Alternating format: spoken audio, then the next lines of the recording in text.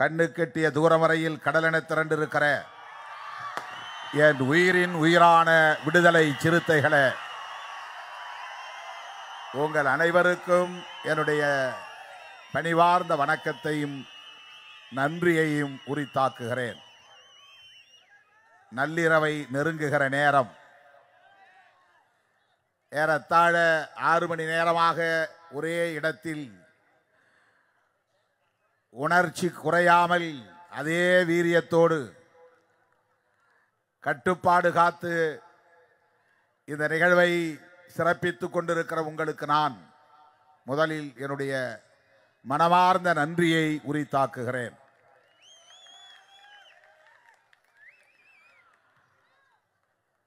இதே போன்றதொரு விழாவை சிதம்பரத்திலும் விரைவில் நடத்த இருக்கிறோம் என்பதையும் நான் மகிழ்ச்சியோடு சொல்ல கடமைப்பட்டிருக்கிறேன். இதை கொண்டாட வேண்டாம் என்றுதான் நான் அமைதி காத்தேன். அப்படி அமைதியாக இருக்கக்கூடிய அளவுக்கான சாதாரண ஒரு நிகழ்வு அல்ல இது. இது ஒரு மகத்தான சாதனை. தமிழகம் தழுவிய அளவில் அங்கீகாரம் பெற்றிருப்பதனால் அந்த நிகழ்வை மகளிர் விடுதலை இயக்கம் ஒருங்கிணைக்கக்கூடிய அங்கீகார வெற்றி விழாவாக நடத்துகிறோம் என்று கேட்டார்கள். வருகிற மார்ச் 29ஆம் தேதி திருவண்ணாமலையிலும் இதே விழா நடைபெற இருக்கிறது என்பதை தெரிவித்துக் கொள்கிறேன். இது ஒரு அறிவிப்பு.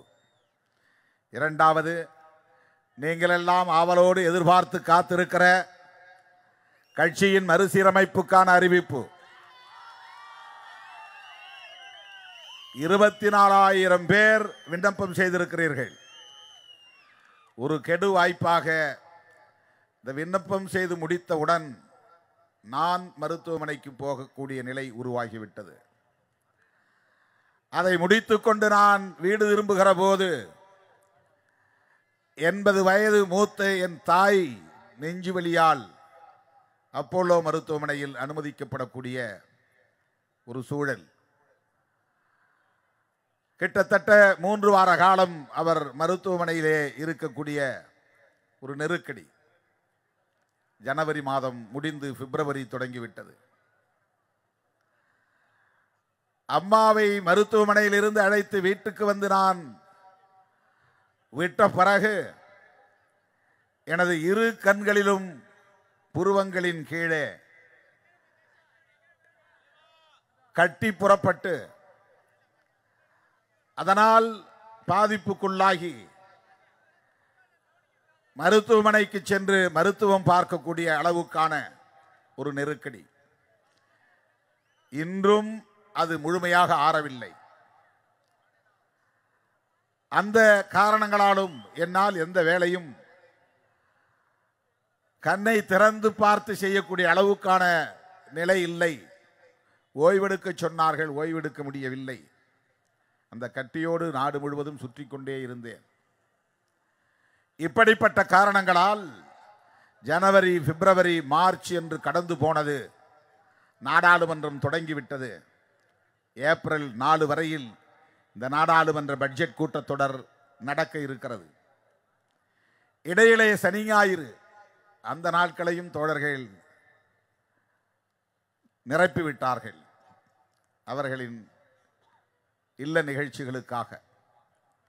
ஆகவே ஏப்ரல் 4க்கு பிறகு அந்த பணியிலே நான் கவனம் செலுத்தி இந்த அறிவிப்புகளை வெளியிட இருக்கிறேன் என்பதை மகிழ்ச்சியோடு உங்களுக்கு தெரிவித்துக் கொள்ள கடமைப்பட்டிருக்கிறேன். எவ்வளவு தாமதமானாலும் உங்களிடையே வெளிப்படுகிற அந்த பொறுமை என்னை பிரமிப்புக்குள்ளாக்குகிறது, மகிழ்ச்சி அடைய வைக்கிறது. என் மீது நீங்கள் வைத்திருக்கிற நம்பிக்கை தான் அதற்கு காரணம். நமக்கிடையிலே இருக்கிற உறவில் உள்ள உறுதிப்பாடுதான் அதற்கு காரணம். நடிகர்கள் கட்சி தொடங்குகிற போதெல்லாம் ஊடகங்களில் ஒரு செய்தியை எழுதுவார்கள். விஜயகாந்த் அவர்கள் கட்சி தொடங்கிய போது விடுதலை சிறுத்தைகள் தான் பலவீனப்படும் என்று கருத்து சொன்னவர்கள் உண்டு. ஊடகங்களில் விவாதித்தவர்கள் உண்டு. ஆனால் விடுதலை சிறுத்தைகள் தனித்தன்மையோடு அதே வீரியத்தோடு இந்த களத்திலே தொடர்ந்து நீடித்து நிற்கிறது என்பதுதான் வரலாறு. அப்போதே நான் சொன்னேன், யார் யார் புதிய புதிய கட்சிகளை தொடங்கினாலும் அவர்களுக்கு என்ன செல்வாக்கு இருந்தாலும் விடுதலை சிறுத்தைகளை அவர்களால் சேதப்படுத்த முடியாது. அதற்கு காரணம், இந்த இயக்கத்தின் களம் முற்றிலும் புதிது. இந்த இயக்கத்தின் கொள்கை கோட்பாடு என்பது முற்றிலும் புதிது. அந்த அடிப்படையில் தான் திருமாவளவனுக்கும் இயக்க தோழர்களுக்கும் இடையிலான இணைப்பும் பிணைப்பும் இருக்கிறது. எனவே சினிமா கவர்ச்சியின் மூலமாக இந்த இளைஞர்களை எவராலும் திசை மாற்றிவிட முடியாது, மடை மாற்றிவிட முடியாது என்பதை அப்போதே நான் சொன்னேன். அது உண்மை என்பதை காலம் உணர்த்தி இருக்கிறது. இன்றைக்கு விடுதலை சிறுத்தைகள் கட்சியை ஒரு மாநில கட்சியாகவும் அங்கீகரித்திருக்கிறது. இப்போதும் அதை சொல்கிறார்கள். நடிகர் ஒருவர் கட்சி தொடங்கிவிட்டார், இந்த இளைஞர்கள் எல்லாம் அந்த பக்கம் ஆட்டு மந்தைகளை போல் திரும்புவார்கள். ஒரு நடிகரின் பின்னால் இளைஞர்கள் அப்படி திரும்புவார்கள் என்றால் அந்த இளைஞர்கள் திருமாவளவனுக்கு தேவையில்லை. அப்படிப்பட்ட இளைஞர்களை வடிகட்டி வெளியேற்றுவதுதான் கட்சிக்கு சிறப்பு. புரட்சியாளர் அம்பேத்கரின் கொள்கைகளிலே ஈடுபாடு கொண்டு பகுத்தறிவு பகலவன் தந்தை பெரியாரை ஏற்றுக்கொண்டு பாட்டாளி வர்க்கத்தின் விடுதலைக்கு கோட்பாட்டை வழங்கிய மாமேதை கார்ல் மார்க்ஸ் அவர்களையும் புரிந்து கொண்டு திருமாவளவனோடு பயணிப்பவர்கள்தான் உண்மையான சிறுத்தைகளாக இருக்க முடியும். அவர்கள்தான் எனக்கு தேவை, அவர்கள்தான் எப்போதும் என்னோடு பயணிக்கக்கூடியவர்கள். அவர்களை எந்த கொம்பனாலும் ஈர்க்க முடியாது, திசை மாற்ற முடியாது, மடை மாற்ற முடியாது. இங்கே தலைவர்கள் சொன்னதை போல தேர்தல் அரசியலுக்கு வந்து 25 ஆண்டு காலம் கடந்த நிலையிலும் ஒரு பட்டாளத்தை அப்படியே கட்டுக்கோப்பாக வைத்திருக்கிற இயக்கம் விடுதலை சிறுத்தைகள் கட்சி. அதே எழுச்சி, அதே உணர்ச்சி, அதே வீரியம், அதே வேட்கை விடுதலை சிறுத்தைகளிடம் இன்றைக்கும் மேலிடுகிறது. அதிலே எந்த தொய்வும் இல்லை, சரிவும் இல்லை, வீழ்ச்சியும் இல்லை. அப்படி கொள்கை அடிப்படையிலே பண்பட்ட ஒரு இயக்கமாக இன்றைக்கு விடுதலை சிறுத்தைகள் கட்சி இருப்பதால் தான் நீண்ட நெடிய பாரம்பரியம் உள்ள கட்சிகளின் தலைவர்கள் இந்த மேடைக்கு வந்து நம்மை மனமாற வாழ்த்தி இருக்கிறார்கள், நம்மை அங்கீகரித்திருக்கிறார்கள்.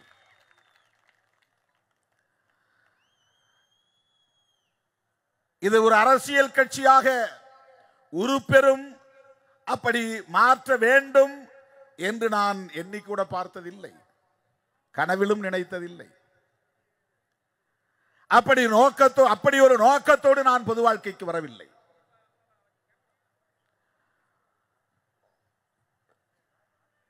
சாதிய வன்கொடுமைகளால் பாதிக்கப்படக்கூடிய இந்த மக்களுக்கு ஆறுதல் சொல்வதற்கு கூட யாரும் இல்லையே, அவர்களோடு களத்திலே நின்று அவர்களின் கண்ணீரை துடைத்து விடுகிற பணிகளை செய்வோம். இதுதான் என் நோக்கமாக இருந்தது. புலிகளை போல படை கட்டி பயிற்சி கொடுத்து ஆயுதம் தாங்குகிற இயக்கமாக இதை வளர்த்தெடுக்க முடியாவிட்டாலும் அவர்களுக்கு கொள்கை பிடிப்பு எப்படி உறுதியாக இருக்கிறதோ அப்படிப்பட்ட கொள்கை பிடிப்புள்ள இளைஞர்களை அமைப்பாக்குவோம், அணிதிரட்டுவோம் என்கிற அந்த உறுதிப்பாட்டோடு தான் நான் பொது வாழ்க்கையில் ஈடுபட்டேன், களத்தில் இறங்கினேன். தேர்தல் அரசியலுக்கு வர வேண்டும் என்றோ, சட்டமன்ற நாடாளுமன்ற அவைகளில் போய் அமர வேண்டும் என்றோ தேர்தல் ஆணையத்தின் அங்கீகாரத்தை பெறுகிற ஒரு அரசியல் கட்சியாக இதை வளர்த்தெடுக்க வேண்டும் என்றோ எந்த திட்டமும் இல்லை. எப்படி நாம் இந்த தேர்தல் அரசியல் களத்திற்கு வந்தோம் என்பதை அண்ணன் பீட்டர் அல்போன்ஸ் அவர்கள் நேரத்தின் அருமை கருதி சுருக்கமாக சொன்னார். அதை நான் மீண்டும் சொல்லி நேரத்தை எடுத்துக்கொள்ள விரும்பவில்லை. எவ்வளவு வழிகளை கடந்து வந்திருக்கிறோம், எவ்வளவு சவால்களை எதிர்கொண்டிருக்கிறோம், எவ்வளவு அவமானங்களையும் அவதூறுகளையும் சந்தித்திருக்கிறோம். இவற்றையெல்லாம் பேசினால் விடிய விடிய நான் பேச வேண்டியிருக்கும். கண்ணீர் வடிய வடிய நான் பேச வேண்டியிருக்கும். அடிவயிறு வலிக்க வலிக்க நான் உரத்து முழங்க வேண்டியிருக்கும். அவ்வளவு வலிகளை தாங்கி சவால்களை எதிர்கொண்டு 25 ஆண்டுகளுக்கு மேலாக இந்த அரசியல் களத்திலே தாக்கு பிடித்து நிற்கிறோம். அதுதான் சாதனை, அதுதான் வெற்றி.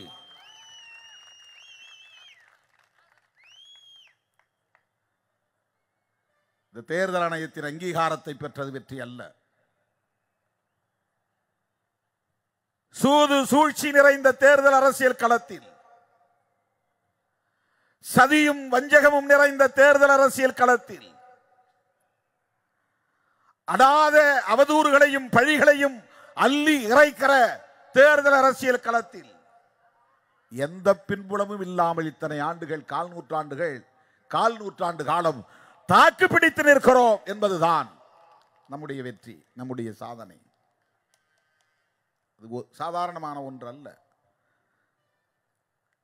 மக்கள் நம் இயக்கத்திலே இல்லை, இளைஞர்கள் இல்லை என்று சொன்னால் திமுக, அதிமுக போன்ற ஆண்ட கட்சிகள், ஆளும் கட்சிகளின் கூட்டணியிலே இடம்பெற்றுவிட முடியாது. சில பேர் போகிற போக்களே, என்ன திமுகவோடு இருக்கிறீர்கள், அதிமுகவோடு கூட்டணி வைத்துக் கொண்டீர்கள், அதிலே உங்களுக்கு இப்படி ஒரு அங்கீகாரம் கிடைத்திருக்கிறது, இது ஒரு பெரிய வெற்றியா என்று ஏளனம் பேசுகிறார்கள், ஏகடியும் பேசுகிறார்கள். தமிழ்நாட்டில் திமுக, அதிமுகவுக்கு பிறகு தோன்றிய கட்சிகள் எல்லாம் தேர்தல் களத்திலே தனித்து போட்டியிட்டு தங்களுக்கென்று ஒரு வாக்கு வங்கியை உருவாக்கி உறுதிப்படுத்தி நிரூபித்து காட்டிய பிறகுதான் கூட்டணியிலே இடம்பெற முடிந்தது. பாமக தனித்து பலமுறை நின்று தங்களுக்கு இவ்வளவு சதவீத வாக்குகள் இருக்கிறது என்பதை உறுதிப்படுத்திய பிறகுதான் அதிமுகவோடு கூட்டணி சேர்ந்து அங்கீகாரத்தை பெற்றது. மதிமுக அப்படி தனித்து நின்று தனக்கென்று ஒரு வாக்கு வங்கி இருக்கிறது என்பதை உறுதிப்படுத்திய பிறகுதான் அதிமுகவோடு கூட்டணி சேர்ந்து அங்கீகாரத்தை பெற்றது. விஜயகாந்த் தனித்து நின்று 8% வாக்கு தனக்கு இருக்கிறது என்பதை உறுதிப்படுத்திய பிறகுதான் அதே அதிமுகவோடு இணைந்து எதிர்க்கட்சியாக முடிந்தது. இப்படி தோன்றிய பல கட்சிகள், நமக்கு முன்னால் சமகாலத்தில் தோன்றிய கட்சிகள் தனித்து நின்று வாக்கு வங்கியை உறுதிப்படுத்திய பிறகுதான் அடுத்த பாய்ச்சலுக்கு அணியமாக முடிந்தது. தமிழ்நாட்டு அரசியலில் அப்படி தனித்து நிற்காமலேயே தாக்கு பிடித்து நிற்கிற இயக்கம், சொந்தமாக வாக்கு வங்கி எவ்வளவு என்று உறுதிப்படுத்தாமலேயே திமுகவுக்கு இந்த கட்சி வேண்டும் அல்லது அதிமுகவுக்கு இந்த கட்சி வேண்டும் என்று ஆண்ட கட்சிகளே விடுதலை சிறுத்தைகளை விரும்பக்கூடிய அளவுக்கு இன்றைக்கு நிற்கிறோம் இந்த களத்தில் என்று சொன்னால் இது வெறும் சாதி அடிப்படையிலான தேர்வு அல்ல. ஒரு சாதி அடிப்படையிலான வாக்குக்காக நம்மை தேர்வு செய்து விட்டார்கள் என்று சொன்னால் அது அபத்தம். விடுதலை சிறுத்தைகள் வலுவானவர்கள், மக்கள் செல்வாக்குள்ளவர்கள். அவர்களை நம்மோடு வைத்துக் கொள்வதன் மூலம் நமக்கு வாக்கு வங்கி பரிமாற்றம் நடக்கிறது. இதை உணர்ந்துதான் தேர்தல் களத்தில் வாக்கு வங்கியை உறுதிப்படுத்தாத ஒரு இயக்கத்தை 25 ஆண்டுகளாக கூட்டணியிலே வைத்திருக்கிறார்கள். இது சாதனை, இது விடுதலை சிறுத்தைகளின் சாதனை. மூன்றாவது அணியிலே எங்களை சேர்த்துக் கொள்ளுங்கள் என்று நாம் போய் கேட்கவில்லை. அதைத்தான் பீட்டர் அல்போன்ஸ் இங்கே பேசினார். கடற்கரையிலே பேசி பேசி மெல்ல மெல்ல நகரத்துக்குள்ளே அழைத்து வந்து ஒரு ஹோட்டலிலே உட்கார வைத்து இவர்களை திருத்த முடியுமா? திருத்த முடியுமா என்றால் என்ன பொருள்? எங்கள் நிலைப்பாட்டிலிருந்து மாற்ற முடியுமா? எங்கள் நிலைப்பாடு என்றால் என்ன? தேர்தல் எங்களுக்கு தேவையில்லை, அதுதான் நிலைப்பாடு. நாங்கள் மக்களுக்கு உழைக்கிறோம், தேர்தல் வேண்டாம். நீங்கள் சட்டமன்றத்திற்கு வர வேண்டும், நாடாளுமன்றத்திற்கு வர வேண்டும், அங்கே உங்கள் குரல் ஒலிக்க வேண்டும், உங்கள் உரிமை குரல் அங்கே ஒலிக்க வேண்டும் என்று நம்மை மூளை செலவை செய்து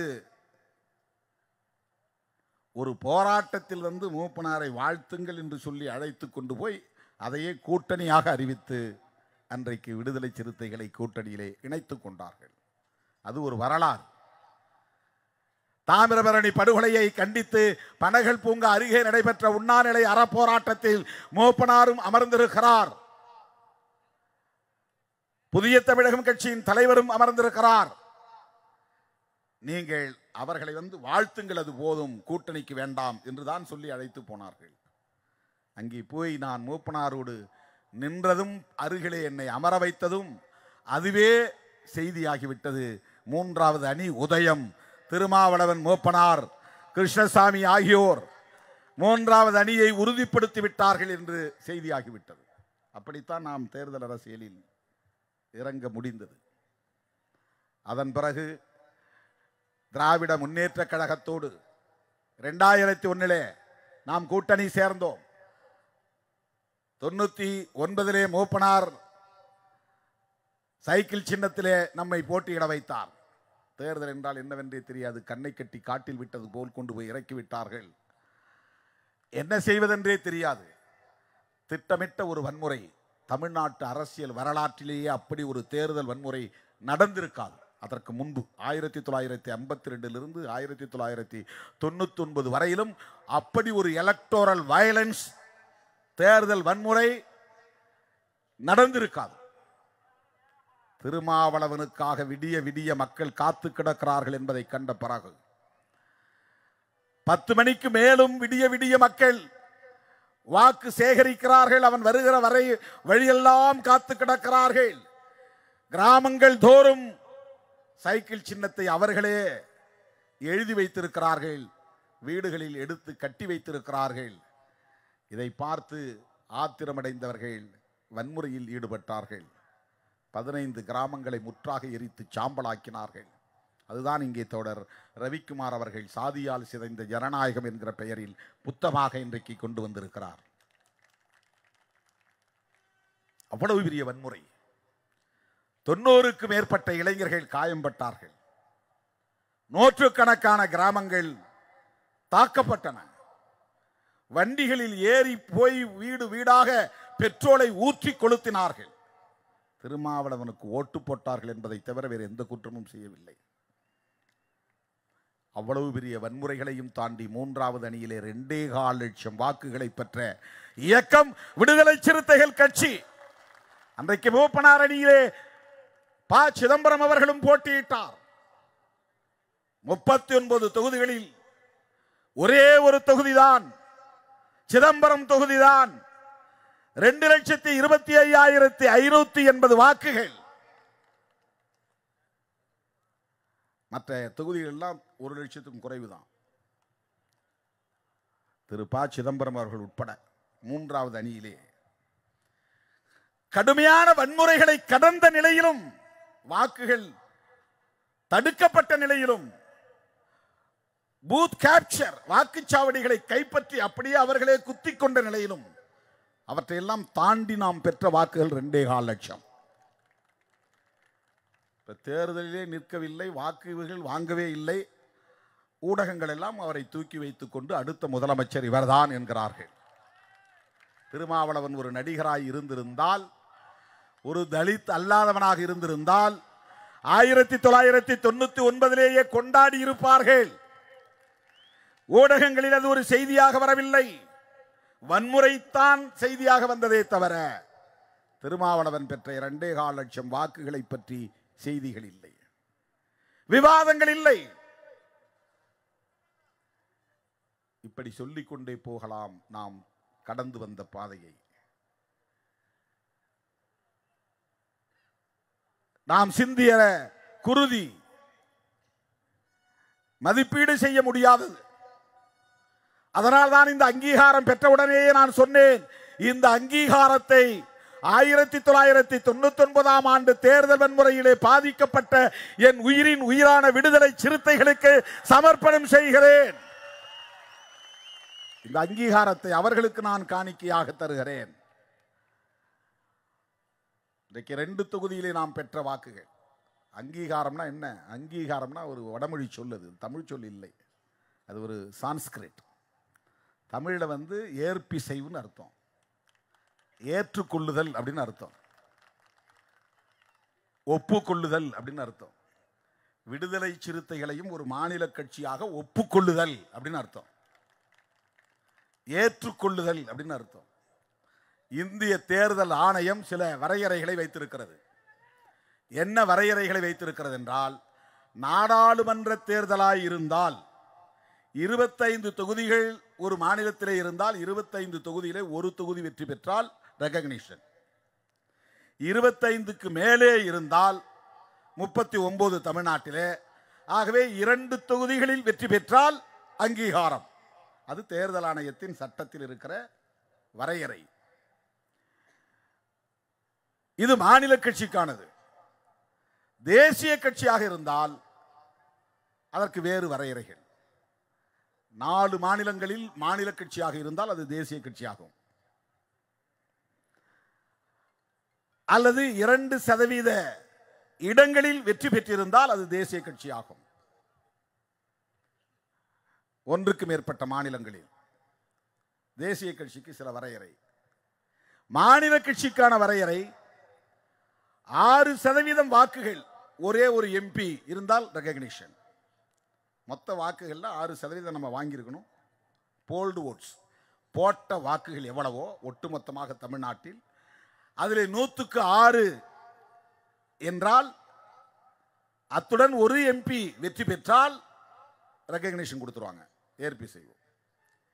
இல்லை என்றால் 2 எம்பி மட்டும், பர்சன்டேஜ் முக்கியம் இல்லை, வெற்றி பெற்றால் அங்கீகாரம் தந்து விடுவார்கள். அல்லது தமிழ்நாட்டை பொறுத்தவரையில் 3%, எல்லா மாநிலங்களுக்கும் 3% இடங்களில் வெற்றி பெற வேண்டும். 100க்கு 3 அப்படின்னா தமிழ்நாட்டில் 234, 200க்கு 6, மிச்சம் இருக்கிற 34க்கு 1, மொத்தம் 7 எம்எல்ஏ வெற்றி பெற்றால், பர்சன்டேஜ் தேவையில்லை, எம்பி தேவையில்லை, 7 எம்எல்ஏ மட்டும் வெற்றி பெற்றால் அங்கீகாரத்தை பெற்றுவிட முடியும்.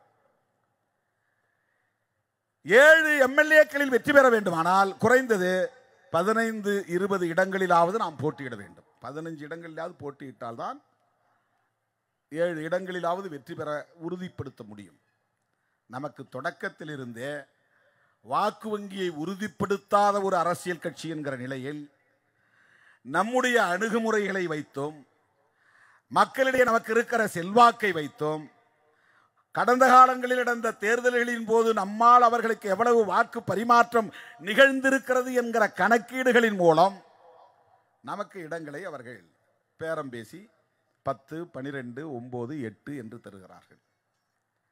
மூப்பனார் 5 எம்பி தந்தார். எனக்கு அரசியல் தெரியாது, 3 வேண்டான்னு போய் கொடுத்துட்டேன். நான் எப்பேற்பட்ட ஆளா இருப்பேன் பாரு. 5 எம்பி தொகுதி கொடுத்தார். நான் இப்போ அரசு ஊழியராக இருந்தேன். எனக்கு வேண்டாம், என் கட்சியில் இருக்கிற தோழர்கள் தான் நான் நிறுத்த போறேன்னு சொன்னேன். மூப்பனார் இல்லை இல்லை, நீங்கள் தான் நிற்கணும், நீங்கள் நிற்கிறதா இருந்தால் சிதம்பரம் தரேன், இல்லைன்னா நான் இளைய பெருமாளுக்கு தந்துறேன்னார். இளைய பெருமாளுக்கு தந்துருங்கய்யா, எங்களுக்கு ஏதாவது 2 தொகுதி கொடுங்க. அப்புறம் என்ன பேசி முடிவு பண்ணாங்க தெரியல. நீங்கள் தான் நிற்கணும் அப்படின்னா நீங்கள் அரசு பணியை ராஜினாமா பண்ணணும், அது பண்ணுறது ரொம்ப சிரமம், என் மேலே ஒரு என்கொயரி நடந்துக்கிட்டு இருக்குதுன்னு நான் சொன்னேன். டிபார்ட்மெண்டல் என்கொயரி, என் பேரில் ஒரு விசாரணை. அதே மாதிரி அவர் முடியாதுன்ட்டார். நான் சொன்ன சந்தோஷமா, இல்லைங்க என்னால் முடியாது, ரிசைன் பண்ண முடியாதுன்னு. என்ன காரணம்? நான் இது மாதிரி சொன்னேன். உடனே ஹோம் செக்ரட்டரி ஃபோன் போட்டு அவர் ரிசர்வேஷனை உடனே வாங்கிட்டு ஆளை அனுப்புங்கன்ட்டார். ஆர்டர் தான் போட்டார். அடுத்த 10வது நிமிஷம் எனக்கு அங்கேருந்து ஃபோன் வருது. என்னையா, என்ன இப்படி பண்ணிட்டீங்க, வாங்க வாங்கிட்டு போங்க. கவலையோடு போய் ரிசைனேஷன் வாங்கிட்டு வந்தார். ரிசைனேஷன் வாங்கின தேதி என்ன தெரியுமா? ஆகஸ்ட் 17, 1999. என்னுடைய பிறந்த நாள் அன்று அரசு பணியை 11 ஆண்டுகள் பணியாற்றிய அந்த பணியை நான் துறந்துவிட்டு மூப்பனாருடைய வழிகாட்டுதலில் அந்த தேர்தல் களத்தில் நான் நின்றேன். தோழர்களே, அதுவரையில் இந்த இயக்கம் அரசியல் கட்சியாக பதிவு செய்யப்படவில்லை. அதுதான் முக்கியம். அரசியல் கட்சியாக பதிவு செய்யப்படவில்லை. 2006 மார்ச் 2ஆம் தேதி தான் அதிகாரப்பூர்வமாக இந்திய தேர்தல் ஆணையத்தில் நம்முடைய இயக்கம் ஒரு அரசியல் கட்சியாக பதிவு பெற்றது. பதிவு பெற்ற அரசியல் கட்சி என்பது ஒரு வகை. யார் வேணாலும் கட்சியை தொடங்கலாம், பதிவு செய்யலாம் எலெக்ஷன் கமிஷன்ல. ஆனால் இந்த வரையறைகளை பின்பற்றி எவ்வளவு வாக்குகளை நாம் பெற்றிருக்கிறோம் அல்லது எவ்வளவு இடங்களில் வெற்றி பெற்றிருக்கிறோம் என்பதை அடிப்படையாக வைத்து அங்கீகாரம் தருவார்கள். அங்கீகாரம் தந்தா என்ன பயன்னா, நமக்கு முன்கூட்டியே ஒரு சிம்பலை கொடுத்துருவாங்க. இல்லைன்னா இண்டிபெண்டன்ட் சுயேட்சைகளோடு தான் போய் நின்று நம்ம சிம்பலை வாங்கணும். சைக்கிள் சின்னமே அப்படிதான். நம்ம அது முன்னாடி வாங்கிட்டோம். அதுக்கப்புறம் 99 இது 2001 உதயசூரியன் சின்னம், 2006 தவிர்க்க முடியாத நிலையில் அதிமுகவோடு கூட்டணி அமைக்கிற ஒரு சூழல் அமைந்தது. கலைஞர் 2001 தமிழ்நாட்டில் 8 பாண்டிச்சேரியில் 2 10 தொகுதி கொடுத்தார். ஜெயலலிதா அம்மா தமிழ்நாட்டில் 9 பாண்டிச்சேரியில் 1 அதே 10 தொகுதி. இப்போ உதயசூரியன் சின்னத்தில் நின்னோம். அப்போது திமுகவுக்கே எதிரான ஒரு சூழல் இருந்தது.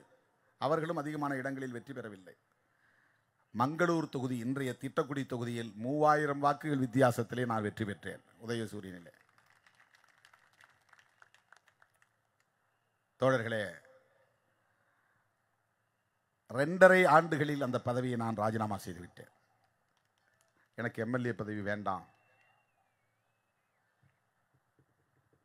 இதெல்லாம் நமக்கு தேர்தல் அரசியல் தெரியாததனால் எடுத்த முடிவுகள். மூப்பனார் 5 தொகுதியை கொடுத்த போது நான் 2 தொகுதி போதுன்னு சொல்லிட்டு 3 தொகுதியை திருப்பி கொடுத்தேன். அப்போ கூட இருந்த தலித் இயக்க தலைவர் ஒருவருக்கு நானே இதில் அவருக்கு 3 தொகுதியும் கொடுங்கள் அல்லது 2 தொகுதியை கொடுங்கள் என்று சொல்லி அதில் 2 தொகுதி இன்னொரு தலித் இயக்கத்திற்கு வழங்கப்பட்டது. அன்னைக்கு 5 தொகுதியில் நாம் நின்றிருந்தா 2001 நம்முடைய பேர வலிமை கூடியிருக்கும். அது தெரியல நமக்கு. அரசியல் 2 தொகுதியில் நின்றதுனால இவ்வளவுதான் ஓட்டு. 5 தொகுதியில் நிற்கிற கட்சி எம்பி தொகுதினா 30 சட்டமன்ற தொகுதிகளை கொண்ட ஒரு பங்கீடு. இப்போ 2001 அதனுடைய சட்டமன்ற தேர்தலில் அந்த எண்ணிக்கை கூடியிருக்கும் அல்லது கூட்டி நாம் பேசி இருக்க முடியும். நம்முடைய பேர வலிமையை பெருக்கி இருக்க முடியும். அதெல்லாம் நமக்கு தெரியல. இன்றைக்கு நமக்கு பேரம் பேச தெரியல. அதிகார பகிர்வு தொடர்பாக பேரம் பேச தெரியவில்லை. எங்களுக்கு கொள்கைதான் முக்கியம், நாடுதான் முக்கியம், மக்கள்தான் முக்கியம். சனாதன சக்திகள் வளருவதற்கு இடம் கொடுக்க மாட்டோம்.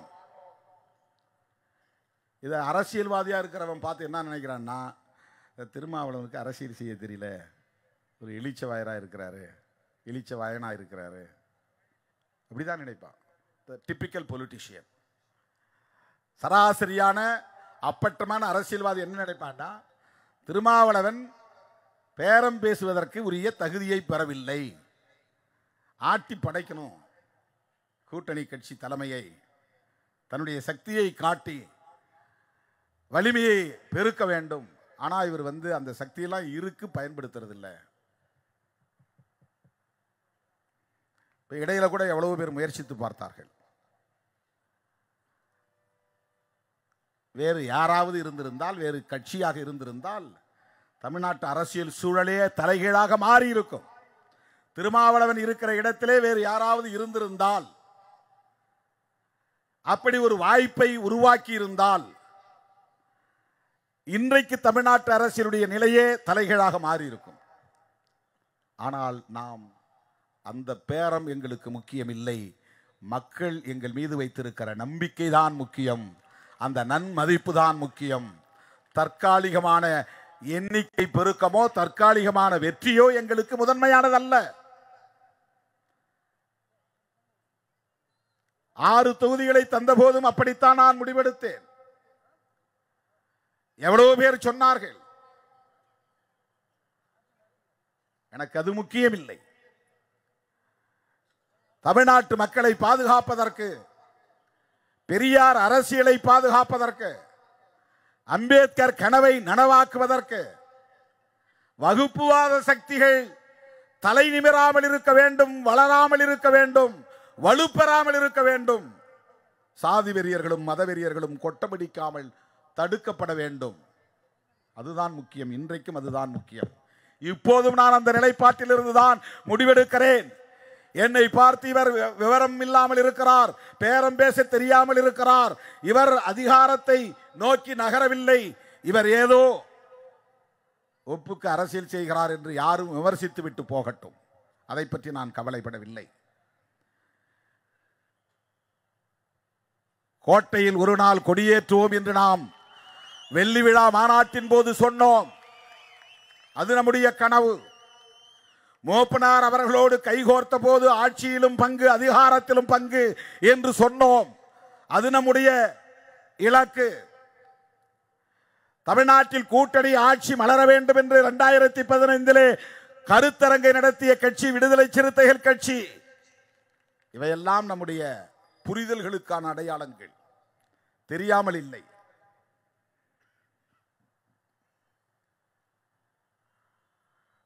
மூப்பனார் எவ்வளவோ சொன்னார் என்னிடத்தில். 2001 தேர்தலிலே 99க்கு பிறகு என்னோடு வாருங்கள், அதிமுக கூட்டணியில் இணையுங்கள், உங்களுக்கு நான் கணிசமான இடங்களை வாங்கி தந்து சட்டமன்றத்திற்கு அனுப்புகிறேன் சொன்னார். நான் அவரிடத்தில் என்ன சொன்னேன் என்றால், 3வது அணியை தொடருங்கள், திமுகவுக்கும் அதிமுகவுக்கும் மாற்றாக ஒரு அணி தமிழ்நாட்டில் தேவைப்படுகிறது, மக்கள் எதிர்பார்க்கிறார்கள், அந்த கூட்டணியை அப்படியே நீங்கள் தொடர வேண்டும். என்னை ஏதாவது ஒரு கூட்டணிக்கு அழைச்சிட்டு போங்க அப்படின்னு நான் கேட்கல. நான் எப்படியாவது எம்எல்ஏ ஆனா போதும் அப்படின்னு நான் அவர்கிட்ட போய் சொல்லலை. அப்படி சொல்லாமலே அவர் சொன்னார், நீங்கள் வாங்க, ஜெயலலிதா அம்மாவிட்ட நான் அறிமுகப்படுத்துகிறேன், உங்களுக்கு கணிசமான இடங்களை வாங்கி தருகிறேன், ஒரு 4-5 பேராவது நீங்கள் சட்டமன்றத்துக்கு போகணும். என்னை வீட்டுக்குள்ளே அழைச்சிட்டு போய் மேல் மாடியில் உட்கார வச்சு பேசினார். கீழே இறங்கி அழைத்து கொண்டு போனார். ஏன்னா நான் அவருடைய மனசை மாத்திரன்னு சொல்லி அந்த தமிழ் மாநில காங்கிரஸ் கட்சியை சார்ந்த மூத்த தலைவர்கள் என்னை மூப்பனாரை சந்திக்க விடாமல் தடுத்த நிகழ்வெல்லாம் நடந்தது. கீழே மறிச்சிட்டாங்க. தலைவர் தூங்குறாரு, உங்களை பார்க்க மாட்டாரு, போங்க அப்படின்னு. அதை அவர் மேலேருந்து சிசிடிவியில் பார்த்துட்டு கீழே இறங்கி நான் வெளியில் நின்றுட்டு கையை பிடிச்சி இழுத்துட்டு மேலே போனார். மேலே போய் உட்கார்ந்து சொன்னார், கலங்காதே, பெரிய பெரிய கோப்புகளை கொண்டு பாமக கொடுத்திருக்கிறதே, திருமாவளவன் என்று எழுதியிருக்கிற எழுத்தை பாருங்கள், போட்டோ எடுத்து கொடுத்துருக்குறாங்க. தீன்னு போடுற மேல அருவாள் இருக்கு, இன்னும் முடிகிற இடத்துல புள்ளியில வெடிகுண்டு இருக்கு, அருவாள்ல இருந்து ரத்தம் சொட்டுகிறது, வெடிகுண்டு வெடிக்கிற மாதிரி இருக்கிறது. இது மாதிரி இளைஞர்களை வழிநடத்தக்கூடிய இவனை ஆதரிக்காதீர்கள். இதுதான் அன்னைக்கு பாமக கொண்டு போய் எல்லா தலைவர்களையும் கொடுத்த ஃபைல். இவ்வளவு பெரிய கோப்பு. அடங்க மறு என்கிறான், அத்து மீறு என்கிறான், திமிரி எழு என்கிறான், திருப்பி அடி என்கிறான், சாதி சண்டையை மூட்டுகிறான். இவனை ஊக்கப்படுத்தாதீர்கள். இவங்க போய் கொடுத்த ஃபைல் கொடுத்ததெல்லாம் எனக்கு தெரியாது. என்னை மேலே போய் உட்கார வச்சுட்டு எடுத்து காட்டுறாரு மூப்பனார். எடுத்து காட்டி இப்படிலாம் வருது, கவலைப்படாதீங்க, நான் உங்களுக்கு எப்பவும் துணையாக இருப்பேன். உங்களை மாதிரி ஒரு தலைவர் தேவைப்படுகிறது இந்த தமிழ்நாட்டில். அவர் சொன்ன வார்த்தை. நானும் அவர் மட்டும்தான் உட்கார்ந்துருந்தோம், என் கூட யாரும் இல்லை. அவர் சொன்னார், அப்போ தான் சொன்னார், நீங்கள் சட்டமன்றத்துக்கு போகணும்.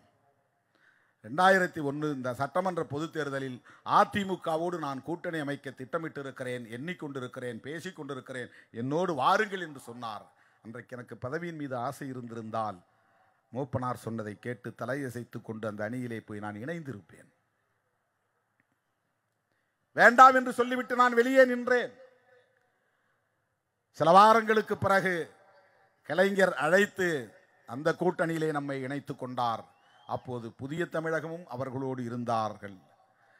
ஒரு தலித் இயக்கத்தோடு இணைந்து களத்திலே நிற்பது ஒட்டுமொத்த தமிழகத்திலும் தலித் மக்களை அரசியல்படுத்துவதற்கு பயன்படும் என்கிற அடிப்படையில் விடுதலை சிறுத்தைகளும் அந்த அணியிலே போய் சேர்ந்தோம். இந்த வரலாறெல்லாம் பலருக்கு தெரியாது. இதே விழுப்புரத்தில் தான் கலைஞர் அறிவித்தார், நான் சமயநல்லூர் தொகுதியைத்தான் கேட்டேன், நான் போட்டியிடுவதற்காகத்தான் கேட்டேன், எனக்காகத்தான் ஒதுக்கினார். ஆனால் அவரே யோசித்து பார்த்து இந்த விழுப்புரத்தில் நடைபெற்ற வேட்பாளர்கள் அறிமுக கூட்டத்தில் வேட்பாளர்களை அறிவித்த போது மங்களூர் தொகுதியில் திருமாவளவன் போட்டி என்று அறிவித்தார். எனக்கே அதிர்ச்சியாக இருந்தது. அதன் பிறகுதான் புரிந்தது, சமயநல்லூரிலே நின்றால் திருமாவளவனால் வெற்றி பெற முடியாது, மங்களூரிலே அவன் வெற்றி பெறுவதற்கு வாய்ப்பு இருக்கிறது என்று நம்பிய சூழலில் கலைஞர் அன்றைக்கு அவரே முடிவெடுத்து அறிவித்தார்.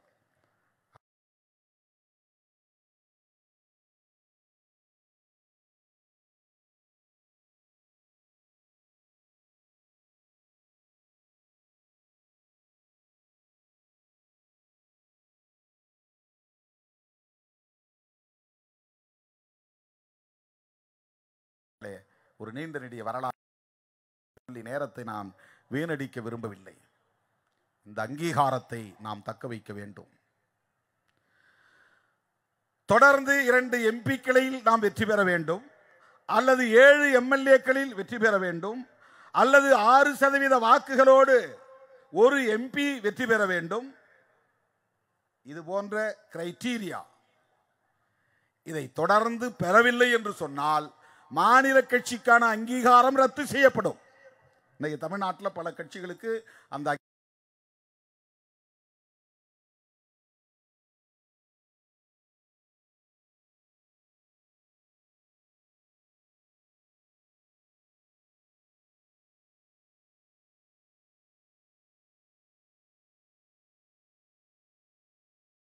அங்கீகாரம் ரத்து செய்யப்பட்டு விட்டது.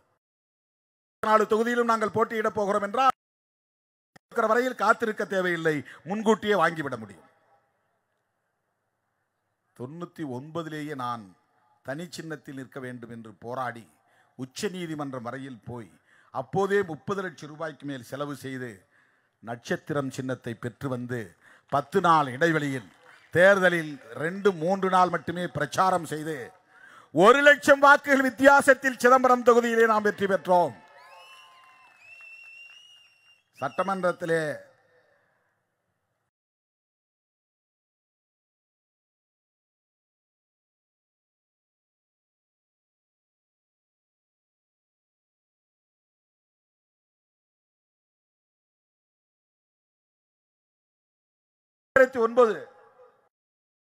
கிளம்பப்பட வேண்டும், உதயசூரியன் சின்னத்திலேயே நில்லுங்கள் என்று சொன்னார். இல்லை ஐயா, எங்களுக்கு அங்கீகாரம் வேண்டும். அப்போது தொடங்கிய போராட்டம். எங்களுக்கு 2 தொகுதி கொடுத்திருக்கிறீங்க, 2 தொகுதி நாங்கள் ஜெயிச்சோம்னா 2 தொகுதி வெற்றி பெற்றுவோம் என்றால் எங்களுக்கு அங்கீகாரம் கிடைக்கும். ஒத்துக்கிட்டார். விழுப்புரம் 1, சிதம்பரம் 1. அதுக்கு முன்னாடி விழுப்புரத்தில் கண்டமங்கலத்தில் நின்று இருக்கிறோம், மொகையூரில் நின்று இருக்கிறோம், வெற்றி இல்லை. உளுந்தூர்பேட்டையில் யூசுப் நின்னார், கண்டமங்கலத்தில் விஜயராகவன் நின்னார், மொகையூரில் சிந்தனை செல்வன் நின்னார். பொது தொகுதி இதெல்லாம். முகையூர், உளுந்தூர்பேட்டையெல்லாம் பொது தொகுதி. போட்டியிட்டோம், விழுப்புரத்தில் வெற்றி பெற முடியவில்லை. நான் கூட ஒவ்வொரு மாவட்ட செயற்குழுவையும் சொல்லுவேன், கடலூர் மட்டும்தான் நம் மானத்தை காப்பாற்றுகிற மாவட்டமாக இருக்கிறது. கடலூர் மாவட்டம் தான் நமக்கான வெற்றியை தருகிறது. அதுதான் நம்முடைய தாய் மடி. விழுப்புரம் மாவட்டத்தில் எல்லா போராட்டங்களிலும் நாம் பங்கேற்றாலும் கூட இங்கே உங்களால் ஒரு தொகுதியை கூட வென்றெடுக்க முடியவில்லையே என்று நான் அடிக்கடி வருந்தியதுண்டு. ஆனால் இன்றைக்கு விழுப்புரத்தில் மகத்தான வெற்றியை பெற்று இந்த கட்சி அங்கீகாரம் பெற்றிருக்கிறது.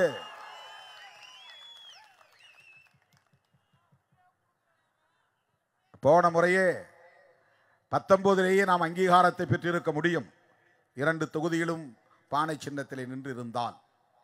ஆனால் எல்லா சூழல்களையும் நாம் கருத்தில் கொள்ள வேண்டியிருக்கிறது. திருமாவளவன் நின்றால் எந்த அளவுக்கு வாக்குகள் வந்து ஒரு முனையை குவி பெய்யப்படுத்தி திரளுகிறது, மற்றவர்கள் நின்றால் அந்த அளவுக்கு இல்லையே என்று ஜெயலலிதா அம்மையாரே சொன்னதாக மூப்பனார் ஒரு முறை என்னிடத்திலே சொன்னார். ஏன்னா சிதம்பரத்தில் 2.25 லட்சம், பெரம்பலூரில் 85,000 தான்.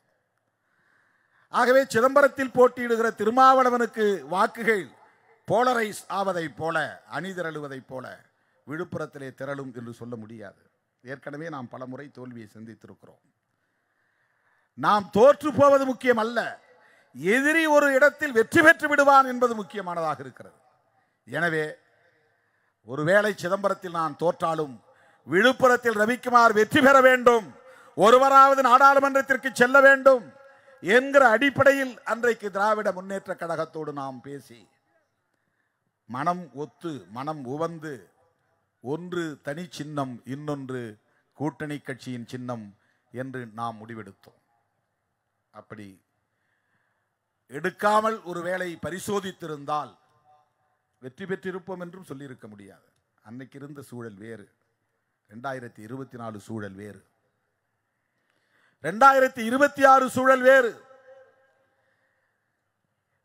எப்படி இருந்தாலும் இன்றைக்கு அனைத்து தரப்பு மக்களும் விடுதலை சிறுத்தைகளை ஏற்றுக்கொண்டிருக்கிறார்கள் என்பதற்கு சாட்சியம்தான் 2021 ஆண்டு நடைபெற்ற சட்டமன்ற பொதுத் தேர்தலில் 6 இடங்களில் 4 இடங்களில் நாம் பெற்ற வெற்றி, அதிலும் 2 தொகுதி பொது தொகுதிகளில் நாம் பெற்ற வெற்றி, திருப்போரூரும் நாகப்பட்டினமும்.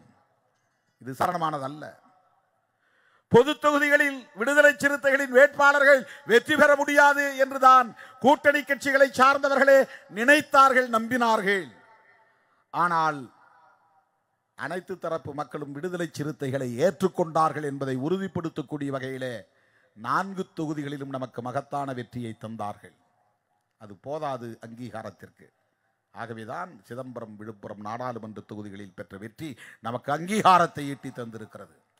எனது அருமை தோழர்களே, 2026 சட்டமன்ற பொதுத் தேர்தலில் நாம் கூடுதலான தொகுதிகளில் போட்டியிட வேண்டும் என்று வழக்கம் போல கூட்டணி கட்சி திராவிட முன்னேற்ற கழகத்திடம் பேசுவோம், வலியுறுத்துவோம், கூடுதல் தொகுதிகளை கேட்டு பெறுவதற்கு முயற்சிப்போம்.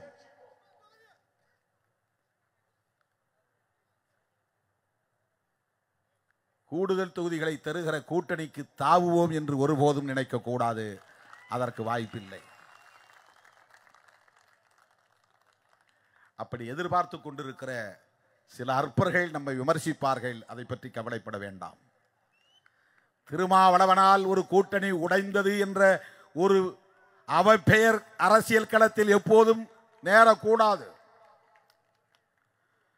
இந்த கூட்டணி என்பது திமுகவே உருவாக்கிய கூட்டணி என்பதை விட விடுதலை சிறுத்தைகளும் இடதுசாரிகளும் காங்கிரசும் எல்லோரும் சேர்ந்து 23 கட்சிகளும் சேர்ந்து உருவாக்கிய கூட்டணி.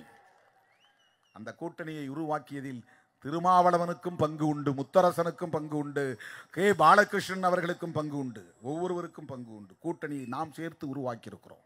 நாம் உருவாக்கி இருக்கிற கூட்டணி, நாமே உருவாக்கி இருக்கிற கூட்டணியை நாம் பலவீனப்படுவதற்கு இடம் தரலாமா? அதற்கு உடன்பட நாம் வாய்ப்பை ஏற்படுத்த முடியுமா? இதுதான் என்னுடைய அணுகுமுறை. இங்க இடம் எங்களுக்கு சரியா கிடைக்கலன்னா எங்க இடம் கிடைக்குதோ அங்கு போவோங்கிறது விடுதலை சிறுத்தைகளின் அரசியல் அல்ல. அப்படி ஒரு அரசியலை நாங்கள் செய்ய மாட்டோம். அதை விட முக்கியம், இன்றைக்கு இடதுசாரிகளோடு இணைந்து நாம் பயணிக்கிறோம். ஏன்? திராவிட முன்னேற்ற கழகத்தோடு இணைந்து தேர்தல் களத்தை சந்திக்கிறோம். வெறும் தொகுதிகளுக்காகவா, பதவிகளுக்காகவா? இல்லை என்று நான் அழுத்தமாக சொல்ல கடமைப்பட்டிருக்கிறேன். சாதி வெறியர்களும் மத வெறியர்களும் வலுப்பெற்றால் இந்த ஏழை எளிய ஒடுக்கப்பட்ட பட்டியல் சமூக மக்களை எந்த சக்தியாலும் காப்பாற்ற முடியாது.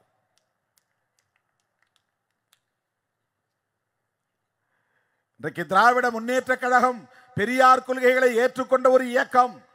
இடதுசாரி கட்சிகள், விடுதலை சிறுத்தைகள் எல்லோரும் சேர்ந்து ஒரு அணியாக இருந்து இன்றைக்கு ஆளும் சக்தியாக இருக்கிற சூழலிலும் கூட சாதியவாதத்தை நம்மால் ஒரு கட்டுக்குள் வைத்திருக்க முடியவில்லை. எப்படியோ போகட்டும் என்று திமுக நினைப்பதாக நாம் கருதவில்லை. பாதிக்கப்படுகிறவர்கள் தலித்துகள் தானே என்று அலட்சியப்படுத்துவதாக நான் கருதவில்லை. நம்மோடு சேர்ந்து அவற்றை எல்லாம் கட்டுப்படுத்த வேண்டும், ஒடுக்க வேண்டும் என்கிற உணர்வும் பிடிப்பும் அவர்களுக்கு இருப்பதாக உணர முடிகிறது, நம்புகிறோம். அப்படி இருந்தும் இன்னும் சாதிய வன்கொடுமைகள் மேல் பாதி கோவிலிலே நுழைய முடியாத நிலை. இன்னும் சாதிய வன்கொடுமைகள். தேவேந்திர ராஜ் என்கிற மாணவன் தாக்கப்பட்டு மருத்துவமனையிலே கிடக்கிறான். சிவகங்கையிலே ஒருவன் கடத்தப்பட்டு படுகொலை செய்யப்படுகிறான். சிலைமானிலே தூங்கிக் கொண்டிருந்தவனை தூக்கி கொண்டு போய் அடித்து படுகொலை செய்கிறார்கள். சேலத்திலே மோரூர் பக்கத்திலே ஒரு 6ஆம் வகுப்பு படிக்கிற சிறுவனை எங்கள் தெருவழியை ஏன் செருப்பு போட்டுக் கொண்டு போனாய் என்று அடித்து அவனை அச்சுறுத்தி இருக்கிறார்கள். அவனிடம் நான் பேசும்போது அந்த மழலை பேச்சை கேட்டு நான் அதிர்ந்து போனேன். 6ஆம் வகுப்பு படிக்கிற சிறுவன், 10 வயது நிறைந்த சிறுவன். இவையெல்லாம் இன்னும் இங்கே நடக்கிறது. எப்படிப்பட்ட சூழலில்? உண்மையிலேயே திராவிட இயக்கம், பெரியார் இயக்கம் ஆட்சி பீடத்தில் இருக்கிற போது, அத்துடன் அந்த கட்சியோடு இடதுசாரிகள் இருக்கிற போது, அந்த கூட்டணியில் விடுதலை சிறுத்தைகள் இருக்கிற போது, நாம் எல்லோரும் சேர்ந்து ஒரே திசை வழியில் பயணிக்கக்கூடியவர்களாக இருக்கிற சூழலிலும் கூட சாதி வெறி இந்த அளவுக்கு தாண்டவமாடுகிறது என்றால், பாரதிய ஜனதாவும் அதோடு இருக்கிற சாதியவாதிகளும் இங்கே வலுப்பெற்றால் என்ன நிலைமை என்பதை எண்ணி பார்க்க வேண்டும். யார் இங்கே கொட்டமடிப்பார்கள்? யார் இங்கே கோலோச்சுவார்கள்? பட்டியல் சமூகத்தின் நிலை என்னவாக இருக்கும்? பழங்குடி மக்களின் நிலை என்னவாக இருக்கும்? தயவு கூர்ந்து எண்ணி பார்க்க வேண்டும். பதவி உயர்விலே இடஒதுக்கீட்டுக்கான சட்டம் கொண்டு வர வேண்டும் என்பதை கொள்கை அளவிலே மாண்புமிகு முதலமைச்சர் அவர்கள் ஏற்றுக்கொண்டு விட்டார். ஆனால் அதை கொண்டு வர முடியவில்லை. திமுக ஆட்சியில் இருக்கிற போது இதுதான் நிலை. பதவி உயர்விலே இடஒதுக்கீட்டுக்கான சட்ட மசோதாவை அறிமுகப்படுத்துகிறது. அதை கொள்கை அளவிலே ஏற்றுக்கொண்டவர் சோனியா காந்தி அம்மையார். காங்கிரஸ் ஆட்சியிலே இருக்கிறது. நாம் எல்லோரும் அந்த கூட்டணியிலே இருக்கிறோம். ஆனால் அந்த சட்ட மசோதாவை அறிமுகப்படுத்தவே முடியவில்லை, நடைமுறைப்படுத்த முடியவில்லை. நம்மோடு கருத்தில் ஒன்றி நம்மோடு சேர்ந்து இணைந்து பயணிக்கக்கூடியவர்களும் நம்மோடு இருக்கிற நிலையிலும் கூட சாதியவாதம் இங்கே இன்னும் கோலோச்சுகிறது. ஆனால் சாதியவாதத்தை நியாயப்படுத்தக்கூடியவர்கள் இங்கே ஆட்சிக்கு வந்தால் என்ன நிலையாகும்? சாதியின் அடிப்படையிலான பாகுபாடுகளை களைவதற்கு எந்த திட்டமும் இல்லாத பாரதிய ஜனதா கட்சியும் அவர்களோடு கைகோர்த்து நிற்கிற கும்பலும் சாதியவாத கும்பலும் அதிகார வலிமை பெற்றால் இங்கே என்ன நிலையாகும் என்பதை எண்ணி பார்க்க வேண்டும். இல்லை, இந்த ஆட்சியில் தானே இது நடக்கிறது, அதனால கூட்டணி விட்டு வெளியே வாங்க. உங்களால கொடியேற்ற முடியவில்லையே, அதனால் கூட்டணியை விட்டு வெளியே வாங்க. மேல் பாதி கோயிலில் நுழைய முடியவில்லையே, அதனால் கூட்டணியை விட்டு வெளியே வாருங்கள். தேர்தல் தொடர்பாக எடுக்கிற முடிவு என்பது வேறு. இது போன்ற முரண்பாடுகளின் அடிப்படையில் நமக்கு இடையிலே இருக்கிற உரசல்கள் என்பது வேறு. இரண்டையும் போட்டு குழப்பிக் கொள்ளக்கூடாது.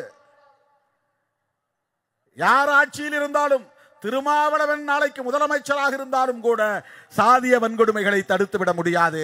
24 மணி நேரத்தில் உத்தரவு போட்டு தடுத்து விட முடியாது. இதுதான் யதார்த்தம். ஆயிரக்கணக்கான தலைமுறைகளாக இந்த மண்ணிலே நீடித்து நிலைத்திருக்கிற இந்த சாதிய பாகுபாடுகளை களைந்தெறிவதற்கு இன்னும் பல தலைமுறைகள் தேவைப்படலாம். இது தவறு, இது குற்றம், இப்படி செய்யக்கூடாது என்கிற புரிதல் உள்ளவர்கள் அரசியலுக்கு வர வேண்டும். ஒரு கொலைகாரன் பரோலில் வருகிறான், அவனை கொண்டாடுகிற சமூகம் இந்த சமூகமாக இருக்கிறது. வெட்கப்பட வேண்டாமா? எந்த காரணமும் இல்லாமல் அவனை இட்டுக்கொண்டு போய் ஒரு இடத்திலே பதுக்கி வைத்து அவன் குரல் வளையை அறுத்து கழுத்தை அறுத்து கசாப்பு கடையிலே ஆட்டுக்குட்டி கழுத்தை அறுப்பது போல அறுத்து படுகொலை செய்தவன் மாவீரனா? அவனை கொண்டாடலாமா? இது எவ்வளவு பெரிய ஒரு கேடான கலாச்சாரம். இப்படிப்பட்ட கலாச்சாரம் உள்ளவர்களின் கைகளில் ஆட்சி அதிகாரம் வந்தால் என்ன ஆகும்? பாஜகவின் நண்பர்கள் யார்? RSS நண்பர்கள் யார்? RSSக்கும் பாஜகவுக்கும் சாதியை ஒழிக்க வேண்டும் என்பதிலே உடன்பாடு உண்டா? சாதிய பாகுபாடுகளை களைய வேண்டும் என்பதிலே உடன்பாடு உண்டா? அதற்காக இன்றைக்காவது அவர்கள் போராடி இருக்கிறார்களா? கருத்து சொல்லி இருக்கிறார்களா?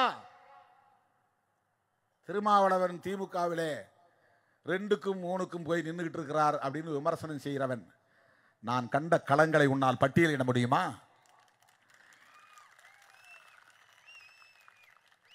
எத்தனை கொதி நிலையில் போய் மக்களோடு நின்றிருக்கிறோம்.